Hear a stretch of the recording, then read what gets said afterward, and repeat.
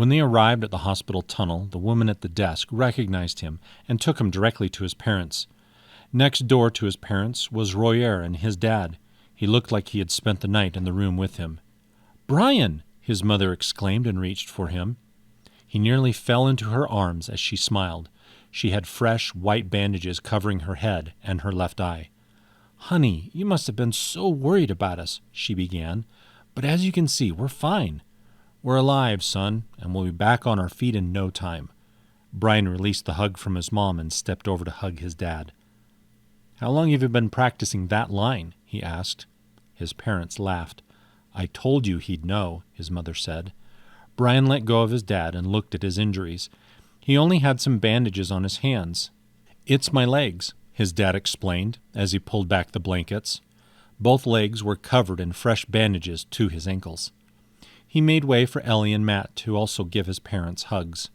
Brian turned and closed the door. "What happened?" he asked. He watched as his mom and dad exchanged glances. "We don't know," his mom began. "We found an automotive repair shop in an area we hadn't been in yet. Tyrell was inside looking for tools while we drained chemicals from the cars with everyone else.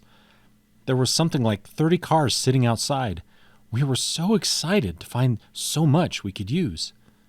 Then there was this screaming sound, like a teapot, and then there was this thud, his dad added.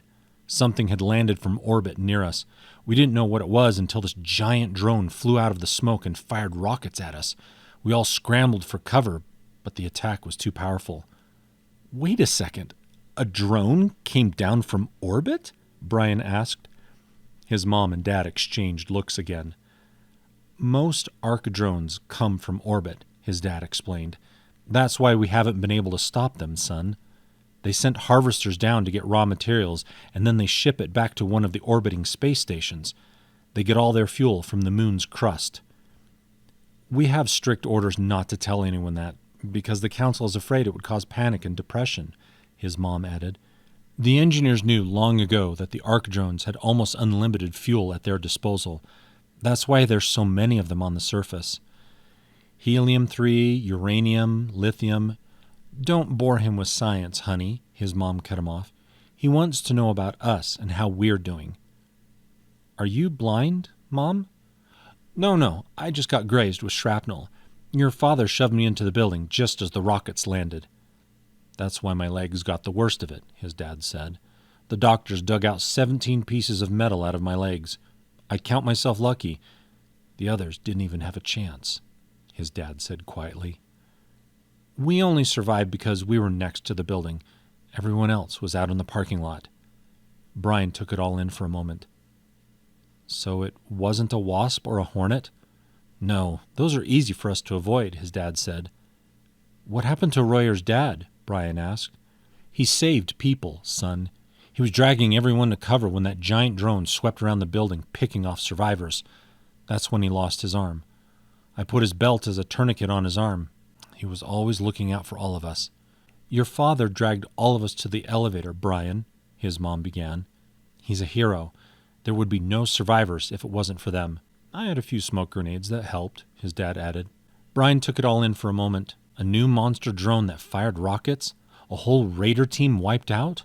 Orbital space stations that manufactured drones? "We should go back and recover the bodies," Brian said.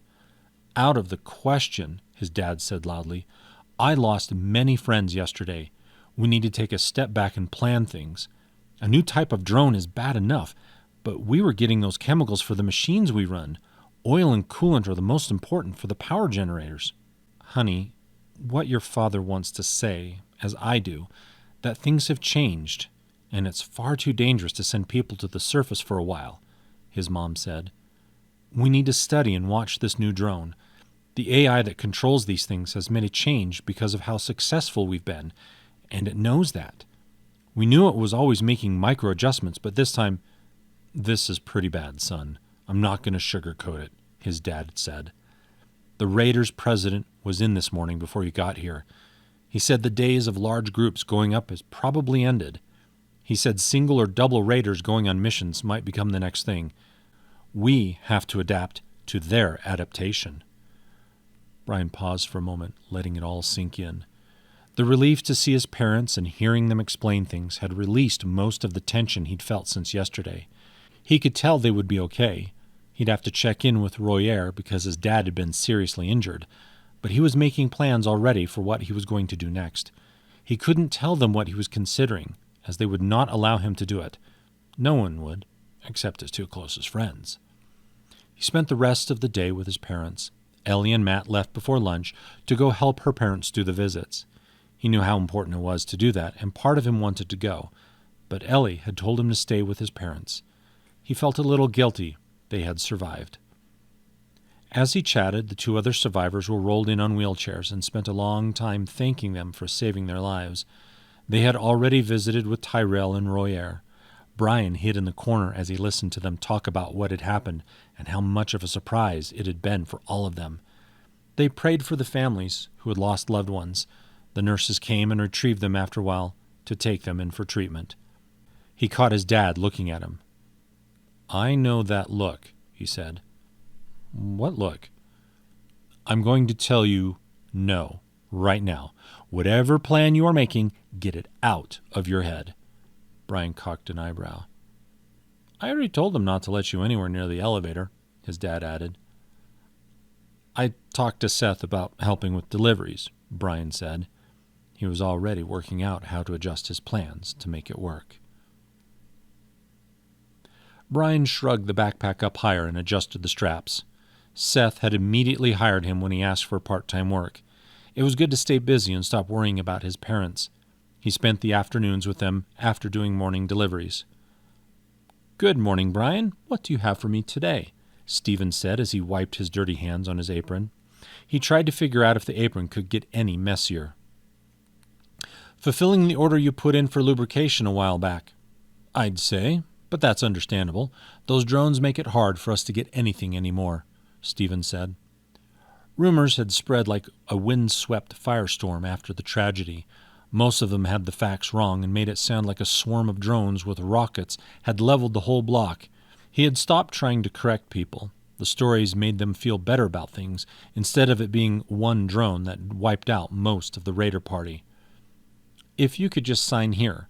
Brian held up the clipboard and pen. He had to scrounge through the piles of stuff that his parents had stockpiled to find a working pen. They had found an office supply store and spent days with the other raiders bringing all of it down. The engineers were working overtime to fabricate machines to produce basic items that everyone used. But in order to make good stuff, they needed raw materials. And right now their only source was the towns and cities on the surface.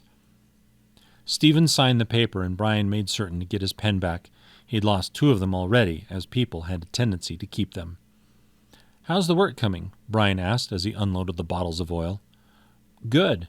Better now that we can lubricate the bearing. I put an order in for some grease, but it's like finding unicorn teeth. But I keep hoping.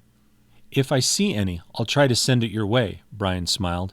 "Have a good day, Mr. Johnson." "Thanks again, Brian. Glad your parents are doing better." "Thank you, sir."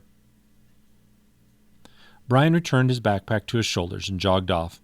He had 2 more stops before his pack was empty. He liked how as the day went on his backpack got lighter. It kept his legs strong and he was able to carry heavy loads. It had been 3 weeks since he started and he was able to run most of the time. The first week he got tired halfway through his deliveries. "Royare!" He noticed his friend step out of a tunnel. "Brian, what's up, homie?" he replied as they clasped hands. He only got to see his friend infrequently as of late. With school, chores, work, and visiting with his parents, Brian had discovered he had no time for anything, even his videos. "You done yet?" Royare asked. "I've got just 2 more," Brian replied. "I finished mine, but the last place asked me to take something to the elevators." "Huh? Know what it is?" Brian asked. "Nope, they have it wrapped in paper and sealed with red tape," Royare replied. "Who's it from?" "Shani." Brian considered his answer for a moment. "I wonder if it has to do with the new rocket drone," Brian said. "Maybe. Nobody's saying anything, which is really weird. Normally I hear all kinds of things. It's like the delivery department is the news team. This is Royare coming directly to you from the vault. We have sightings of a new drone on the surface that hides Easter egg grenades covered in chocolate. All raiders are advised not to touch them or lick them." Brian laughed and slugged him in the arm. "Bro, you're really good at that. You should make the videos, not me." Let's go. My other deliveries are close to the elevator. They jogged off, weaving through the human traffic on the road. Royare had him finish his deliveries first before they went to the elevator area. The elevator was always under constant maintenance since they only let a handful of raiders go up at a time, resulting in dozens of trips a day. There was talk of allowing night raids. Those were reserved for only the best, as the drones on patrol had heat vision cameras and were extra active in searching. They were walking up the ramp when they heard the screeching of metal brakes on rails. Brian led them over to the tunnels when a drilling machine exited and came to a stop. The cockpits opened, the doors swinging out to the side, and the 3-person drilling team stepped out, stretching their stiff bodies. "Does this mean you guys reached the surface?" one of the workers asked. "We broke into an old subway. You can walk up the steps from there," the drill team lead replied, and then handed the worker a tree branch with leaves on it. "The engineers are already pouring cement." Royare grabbed Brian's arm. "They've broken into the surface. That means we'll have a whole new city to explore." "Do you think they'll let big groups go up again?" Brian asked. "I don't know. That's a pretty small tunnel. It looks like they can barely fit 3 people in a tube," Royare replied. They watched for a few moments as the drill team began checking the machine and the workers started attaching chains to hoist it off the rails. Royare tugged on his sleeve and nodded towards his delivery destination. Brian agreed. Answers may be waiting for them. They walked over to the elevator control room and walked in. The large room had windows, which allowed them clear view of the elevators and tunnels. Under the windows were control panels with pressure dials, electricity gauges, and dozens of glowing green lights. On a few of the panels, a red light glared. In the middle of the room was a long table with a dozen men gathered around it, looking down at large pieces of paper with hand-drawn maps. "The incline of that tunnel is too much. Our current machines will stall going up it. We'll have to re-drill it," one man said.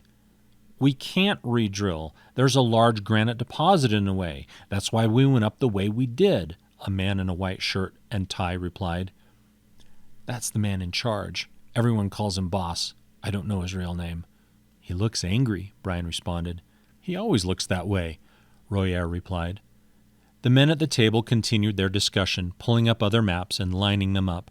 "The cement should be hardened and ready to use in about a week," one man said. "We don't have a week. We need— You boys got something for me?"